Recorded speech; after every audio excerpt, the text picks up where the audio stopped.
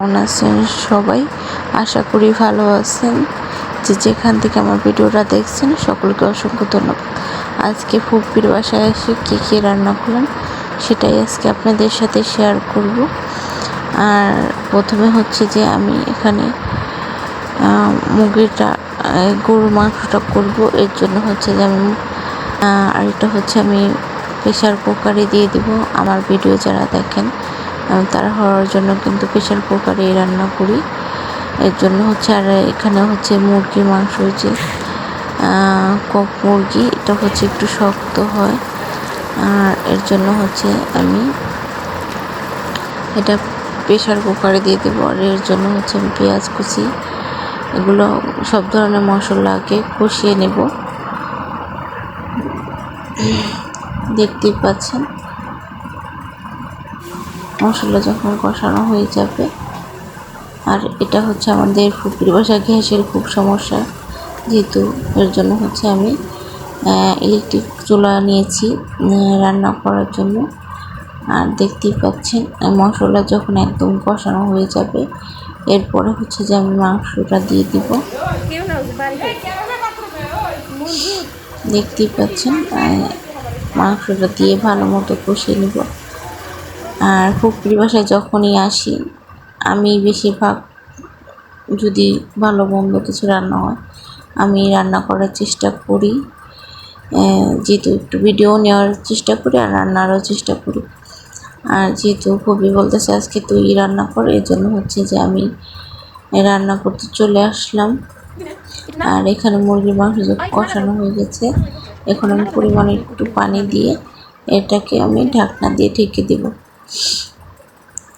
আর এই যে আমি প্রেশার কুকার ঢাকনা লাগিয়ে এখানে হচ্ছে যে আমি কিছুক্ষণ পরে ঢাকনাটা যে আমার এই 7টা বা 6টা হুঁশিয়ার শেষ হলেই যে আমার মুরগির মাংসটা কিন্তু হয়ে গেছে। এখন হচ্ছে যে আমি ডাল করব। ডাল করার জন্য এখানে আমি একটা ফ্রাই কড়াই নিয়েছি, এখানে আমি কিছু গরম মশলা, গোটা গরম মশলা, পেঁয়াজ কুচি, কাঁচামরিচ কুচি দিয়ে নেব।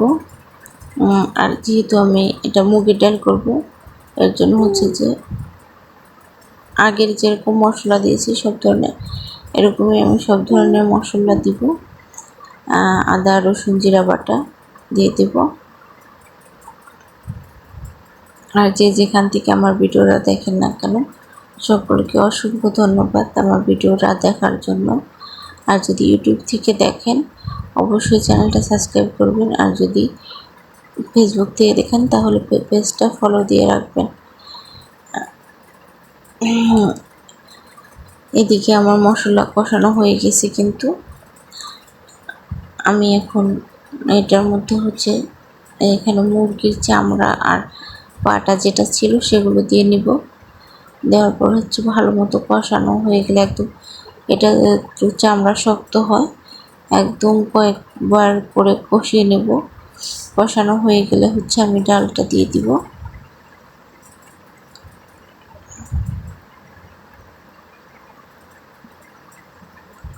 দেখতেই পাচ্ছেন এখন পরিমাণ মতো হালকা একটু পানি দিয়ে আমি এটাকে ঢাকনা দিয়ে ঢেকে দেব। যখন একদম পুরোপুরি সেদ্ধ হয়ে যাব, আর এই ডালটা আমি ভেজে তারপরে ধুয়ে নিয়েছি।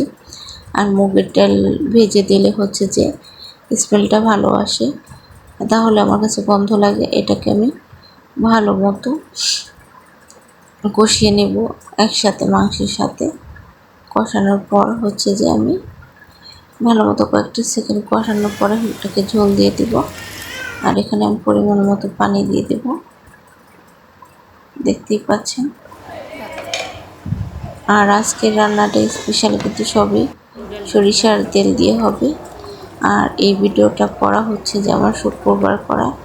এই যে আমার ডালটা কিন্তু হয়ে গেছে, আর কিছুক্ষণ পরে এটাকে এই যে হয়ে গেছে, এটাকে নামিয়ে হচ্ছে যে আমি এখন পোলাওটা করে নিব।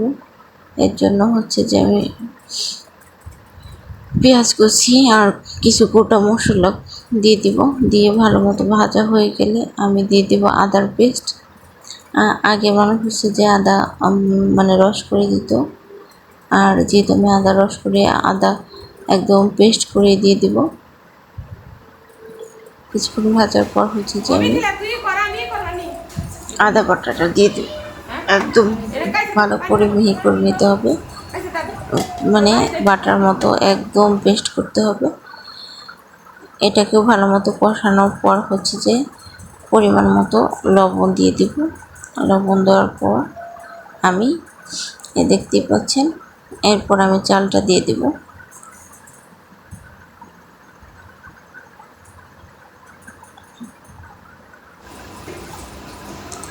আমি পোলাওটাও কিন্তু আজকে সরিষার তেল দিয়ে করতেছি। আপনারা সরিষার তেল দিয়ে কে কে খাইছেন অবশ্যই কিন্তু কমেন্ট করে জানাবেন। আর দেখতেই পাচ্ছেন এখানে হচ্ছে আমি 2 কেজি চাউল নিয়েছি। আর আপনারা 2 কেজি চালের জন্য হচ্ছে যে 4 কেজি কষানোর পর হচ্ছে যে আমি এখানে পরিমাণ বলতে যে আমি মেপে রাখছি সে পানিটা দিয়ে দেব। দিয়ে আমি আর এখানে এই যে আমি পরিবেশন করেছি ডাল, মুরগির মাংস আর এই যে সাদা পোলাও, সবার জন্য প্লেটও দিয়ে নিচ্ছি। রেসিপিটা কেমন লাগছে অবশ্যই কমেন্ট করে জানাবেন। সবাইকে আল্লাহ হাফেজ, ভালো থাকবেন।